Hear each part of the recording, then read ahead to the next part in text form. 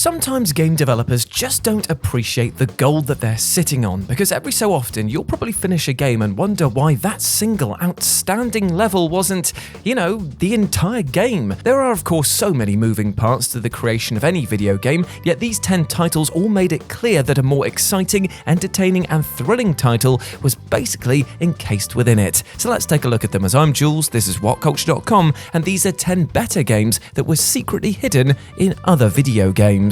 Number 10. The Downfall of the Knights Templar, Assassin's Creed Unity. Assassin's Creed Unity opens up with one hell of a prologue sequence in which players control a genetic memory of the last Grand Master of the Knights Templar during the sacking of the Paris Temple in 1307. It's fascinating to both briefly play on the Templar side as one of the Grand Master's aides, the Master's execution by burning at the behest of King Philippe IV 7 years later, in what remains the single most unexpected and exciting prologue to, any Assassin's Creed game. Even once you get past Unity's infamous release, which launched with a bevy of ridicule-worthy bugs, the rest of the game doesn't ever really measure up to those tantalizing opening 15 minutes. And as such, Ubisoft really missed a trick here. An entire game set in 14th century Paris focused on the fall of the Knights Templar and the end of the Age of Wisdom. That has massive potential and would offer up a totally unique perspective and atmosphere. In the very least, it would have added some welcome shade and intrigue to the Assassin-Templar War, which sounds far more interesting than what Unity gave us in reality. After all, Arno isn't exactly everyone's favourite protagonist now, is he? Number 9. The MAJIMA Saga, Yakuza Kiwami 2. The Yakuza franchise enjoyed a major uptick in popularity following the Western release of Yakuza 0 in 2017, with many especially taken by the presence of larger-than-life co-protagonist Goro Majima, enough so that some ultimately deemed him a more fun and interesting character than the series' mascot himself. Many players new to the series were actually disappointed then by Majima's scaled-back presence in the 2 Yakuza Kiwami games, which were remakes of the first 2 Yakuza titles, and Sega seemingly anticipated this, as they added a new story scenario, the Majima Saga 2 Kiwami 2, a 2-hour mini-campaign in which players once again control Majima. Ultimately, however, this just reminded fans just how much they missed him when he's not around, and how desperately they wanted Sega to produce a Goro-centric Yakuza game. Though the series seems to be moving past both Kiryu and Majima with the Like of Dragon era, Sega are straight up leaving money on the table by not letting us play as the series' unhinged king for an entire game. Number 8. Happy Birthday, Resident Evil 7. Now, to be clear, Resident Evil 7 is a mostly terrific game, yet there's one sequence in particular which offers up an exhilarating experience quite unlike anything we've ever seen in a Resident Evil title before. One of the game's antagonists, Lucas Baker, taunts the player Ethan Winters with a series of saw-like traps, the most memorable of which is the iconic Happy Birthday trap. Ethan is tasked with placing a lit candle on top of a birthday cake, which per the convoluted nature of Lucas's trap is considerably tougher than it first appears. After viewing a tape in which the doomed cameraman Clancy fails the task and burns to death in the process, the player must figure out the tricky means through which they can escape this room alive. It's an expertly devised sequence that, again, is like no other puzzle in a Resident Evil game, enough so that it feels like Capcom missed their calling for making a Saw video game. Though a couple of mediocre Saw games already do exist, there's an attention to detail in Resident Evil 7's Happy Birthday trap which suggests the team behind it is absolutely capable of delivering a masterfully clever and twisted adaptation of the hit horror movie franchise. Number 7. The Story of VAAS, Far Cry 3 and 6.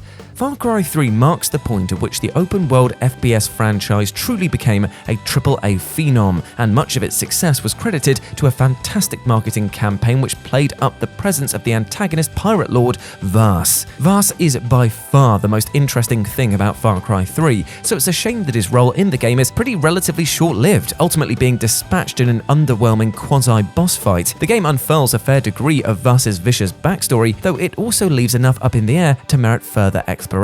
Not a single solitary soul came away from Far Cry 3 wanting to know more about the hero Jason Brody, but they certainly wanted to see more of VAAS, and even possibly play as him. And so when Far Cry 6 was first revealed, many theorized that dictator Anton's son could in fact be VAAS, but alas, it wasn't to be. The game's DLC, VAAS Insanity, did however finally allow players to take control of him for a 2-hour mini-campaign. But just like with the Kiwami 2 entry we talked about before, it just left audiences gamers hankering for a feature-length game starring VAAS.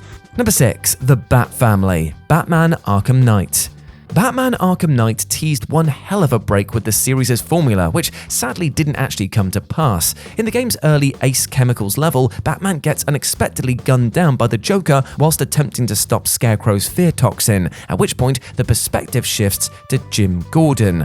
Though anyone who'd been following the game's marketing knew that Batman wasn't dead, for a good 5 minutes Rocksteady got fans to consider what a Batman game without the ability to control the Caped Crusader would actually be like. The idea of the rest of the Bat Family, Catwoman, Robin and Nightwing stepping up to investigate Batman's apparent demise and in turn allowing the player to swap between them would have been awesome. But instead we eventually realised that the Gordon section is merely a flashback and we're soon enough reunited with Batman for the game's remainder. Though players can briefly control select members of the Bat family during certain story sequences in Arkham Knight, this only left fans to consider how this mostly standard sequel could have been considerably more epic were the family entirely playable throughout. Number 5. Mile High Club, Call of Duty 4 Modern Warfare. There's absolutely no denying that Call of Duty Modern Warfare is one of the most influential FPS games, and say it with me kids, of all time! By way of both its progression-based multiplayer suite and highly polished cinematic campaign. Though Modern Warfare's short but sweet story mode offers up a number of memorable, even iconic levels, Infinity Ward actually ended up saving the best for last, so late in fact that you might have missed it entirely. By completing the campaign and sitting through the end credits, players will unlock the final mission, Mile High Club, which while unrelated to the campaign story, delivers a more intense white-knuckled experience than anything else in the game, if not the entire series. Mile High Club is a time-based extraction mission in which the player, an SAS operative, must shoot their way through a terrorist-filled plane in order to safely retrieve a nondescript VIP and then leap out of the aircraft. The mission is timed, ranging from 3 minutes to just 1 depending on your selected difficulty, and it's by far and away the most exhilarating part of the game, especially if you're bold enough to attempt that 60-second veteran run. There's an urgency to Mile High Club which is so uncommon throughout the franchise otherwise. Though it went on to inspire the similar Special Ops mode and subsequent Call of Duty titles, it's a shame that this intensity level never really carried through to the series' meat and potatoes campaigns. Number 4. The Birth of the Boss, Metal Gear Solid 3 Snake Eater. Metal Gear Solid 3 Snake Eater is an excellent game any way you slice it, and while Hideo Kojima certainly did good on fleshing out the backstory of Big Boss, aka Naked Snake, the character ultimately ended up being surpassed by a supporting player in his own game. The Boss, first introduced as Snake's mentor before seemingly defecting to the Soviet Union, steals basically every scene she's in. As enigmatic as she is totally badass, the Boss's legacy as an all-timer video game character was cemented by the game's stunning twist ending, where it's revealed that she actually never defected and was secretly working in the interest of the US the entire time, dying a secret martyr. And pretty much ever since Snake Eater's release, a strong quarter of fans have been calling upon Kojima to give the Boss her own prequel game. To play as a younger version of this character and see her become a legendary soldier firsthand would basically sell itself. It's almost certainly never gonna happen given Kojima's acrimonious split from publisher Konami, but if Metal Gear Solid does ever make a return with Kojima at the helm, exploring the Boss's origins would be a smart way to keep the series alive without returning to the Solid Snake Big Boss well yet again. Number 3. Mercenaries, Resident Evil 5. Depending on who you ask, Resident Evil 5 is either a load of old bobbins compared to the brilliance of the groundbreaking fourth game, or a good but not quite great slice of action schlock. But almost everyone can agree that the best part of the entire experience is the Mercenaries minigame, right? Mercenaries, in which the player attempts to kill as many enemies as possible within a set time limit inside a closed area, was first introduced in Resident Evil 3. It can be unlocked in Resident Evil 5 by beating the game once, and offers up an infinitely more enjoyable and intense experience than the rather underwhelming, if certainly not terrible, main campaign. Resident Evil 5 crucially added local and co-op multiplayer to Mercenaries, complete with online leaderboards, whilst the DLC version, Mercenaries Reunion, remixed that gameplay whilst also adding Rebecca Chambers and bloody Barry Burton to the roster. And the mode remains a firm fan favourite well over a decade later, action-packed yet in a way that's tense and requires the player to actually pay attention to what they're doing. Now I know that they actually did release Mercenaries 3D for the 3DS, but come on, we want a bigger, better, and more bombastic version for consoles and PC, because the idea is there, just waiting to be translated. Number 2. Effect and Cause, Titanfall 2.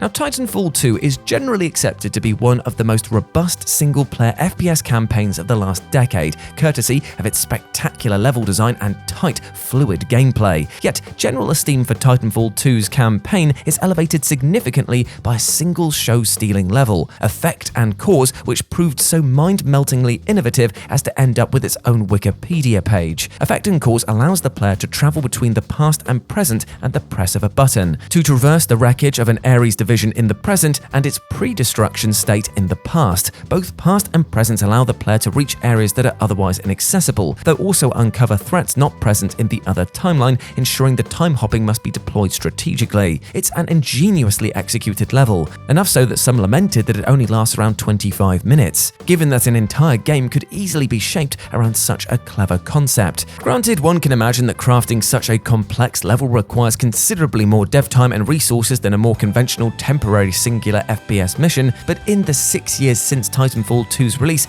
many have been hankering for a full-fat AAA game built around instantaneous time travel.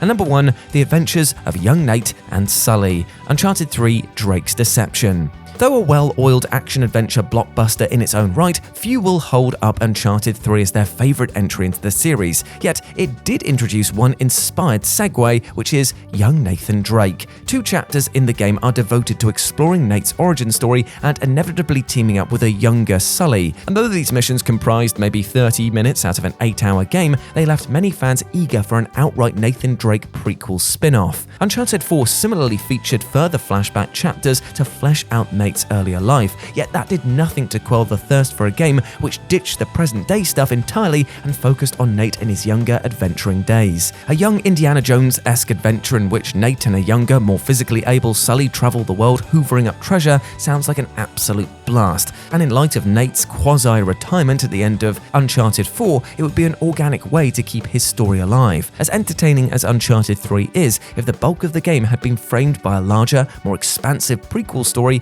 it's tough to imagine many complaining. And there we go, my friends. Those were 10 better games that were secretly hidden in video games. I hope that you enjoyed that, and please let me know what you thought about it down in the comments section below. As always, I've been Jules. You can go follow me over on Twitter at RetroJ, but the O is a 0, or you can swing by Instagram, where it's the same handle. Hope to see you over there. As always, I've been Jules. You have been awesome. Never forget that, and I'll speak to you soon. Bye.